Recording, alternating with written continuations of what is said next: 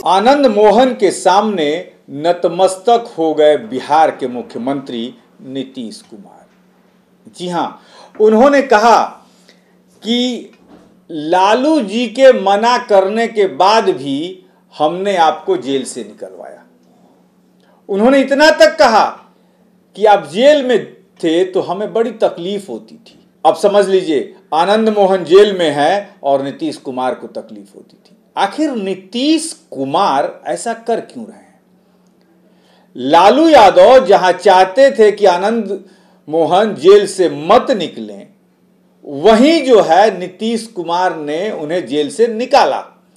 क्या नीतीश कुमार की ये बहुत बड़ी राजनीतिक चाल तो नहीं है? क्योंकि नीतीश कुमार चाहते हैं कि भाजपा का जो वोट बैंक है राजपूतों के बीच, उसको डैमेज किया जाए।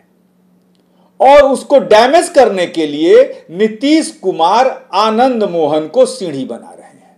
लेकिन बात ऐसी भी नहीं है कि आनंद मोहन को बिहार के तमाम राजपूत नेता मानते हो। नहीं, ऐसा कहीं नहीं है कि आनंद मोहन ही बिहार में एकमात्र राजपूतों के नेता हैं। तमाम बड़े बड़े राजपूतों के नेता हैं। लेकिन कुछ जो राजपूत बिरादरी है वो निश्चित तौर पर आनंद मोहन के साथ जा सकती है, और यदि वो जाएगी तो नीतीश कुमार के दिमाग में यह है कि भाजपा का जो वोट बैंक है उसको डैमेज मैं कर सकूंगा। बस खेल इतना ही है नीतीश कुमार का। वरना नीतीश कुमार के बारे में कहा ही जाता है कि जब वो जिसको पटखनी देना चाहते हैं दूसरे से शिकार करा लेते हैं उसका। कल मौका था सहरसा के पचगछिया में आनंद मोहन के गांव पहुंचने का। वहां नीतीश कुमार पहुंचे थे और उनके स्वतंत्रता सेनानी, उनके जो दादाजी थे राम बहादुर सिंह और चाचा उनके चाचा पद्मानंद सिंह ब्रह्मचारी की आदमकद प्रतिमा पर उन्होंने फूलमाला चढ़ाए, श्रद्धांजलि दी उनको। और उन्होंने कहा कि आपसे तो मेरा घरेलू रिश्ता है, मैं आपके घर हमेशा आया करता था, गीता देवी से मिला करता था। तस्वीरों में हम आपको दिखा रहे हैं, नीतीश कुमार कल गए हैं तो क्या क्या उनके घर भी गए हैं, गीता देवी से मिला है उन्होंने। और ये भी कहा कि हम गीता जी के दर्शन करने आए हैं। गीता देवी के मन से ही कहा कि इनकी माता जी जो है आनंद मोहन की गीता देवी, हम उनका दर्शन करने आए हैं। अब सोच लीजिए नीतीश कुमार कितने चतुर, एकदम दर्शन करने आए हैं गीता देवी के, ताकि जो राजपूत हैं बिहार के थोड़ा सा कहेंगे वाह नीतीश ने हमें इज्जत दे दी है। बड़ी जल्दी फूल जाते हैं राजपूत समाज के जो लोग हैं, कह दिया आपके जैसा तो कोई राजपूत है ही नहीं, आप तो शेरो दिल वाले हैं, फूल जाएंगे। लेकिन अब देखना है कि नीतीश की इस चौकड़ी से, जो चौकड़ी बिछा रहे हैं नीतीश कुमार, इस चाल चौकड़ी से बिहार के राजपूत कितना प्रभावित होंगे, इस पर तो नजर रहेगी। लेकिन नीतीश कुमार मंच से क्या कुछ कह रहे हैं ये भी सुनवाएं हम। मैं आनंद मोहन जी को और श्रीमती लवली आनंद जी को मैं बहुत उनका मैं अभिनंदन करता हूं कि उन्होंने आज के इस अवसर पर उन्होंने मुझको भी आने का मौका दिया। आज हम आए। अब पहले मालूम न है कि हम लोग का दोस्ती कैसा था। अब कितना बार हम आते रहते थे। अभी तो यहाँ के बाद इनके घरवा तक भी जाएंगे, हम तो घर पर भी चले जाएंगे। तो पहले तो मेरा रिश्ता न था जी। तो आज मुझको बड़ी खुशी हुई कि इन्होंने आज की इस अवसर पर इन्होंने बिल्कुल सबसे बड़ी बात है कि आज के इस अवसर पर इन्होंने बुला लिया स्वर्गीय राम बहादुर बाबू जी का और स्वर्गीय पद्मानंद सिंह जी के बारे में बुला लिया। तो मैं अपनी श्रद्धा सुमन अर्पित करता हूँ।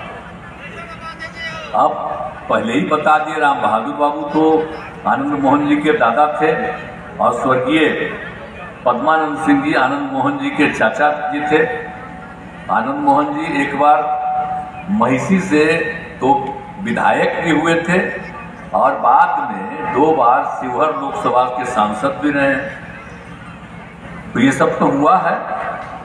और जो आज जिनके बारे में लगाया गया है मूर्ति, तो राम बहादुर बाबू तो 1919 में ही स्वामी सहजानंद सरस्वती जी के संपर्क में आए और अंग्रेजों द्वारा लाए गए काले कानून रॉटेल एक्ट का विरोध करते हुए गिरफ्तार कर जेल भेज दिए गए और बापू का महात्मा गांधी के असहयोग आंदोलन को सफल बनाने के लिए राम बहादुर बाबू ने 1920 ईस्वी में सैकड़ों व्यक्तियों के साथ मिलकर कोसी सेवक दल का गठन किया तथा उन्होंने कोसी क्षेत्र के विशेष कपड़ों का बहिष्कार किया, खादी ग्रामोद्योग की शुरुआत की और 1925 में महात्मा गांधी तो आए ही थे। खैर बिहार में तो और पहले ही 1917 में ही वो आए थे, वो एक अलग बात है। वो बाद में जब यहाँ पर आए थे तो पूर्णिया, अररिया, फारबिसगंज जगहों पर गए थे।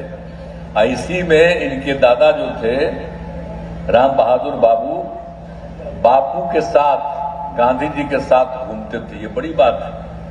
इनके बारे में जो पूरी जानकारी मिली है, इन्हीं से हम लोगों ने जो भी उनका काम था उसके बारे में जो जानकारी हम लोगों को मिली, तो ये कितनी बड़ी बात है कि सब उस समय सोच लीजिए कि राष्ट्रपिता महात्मा गांधी के साथ इन लोगों की कितनी अच्छी भूमिका थी।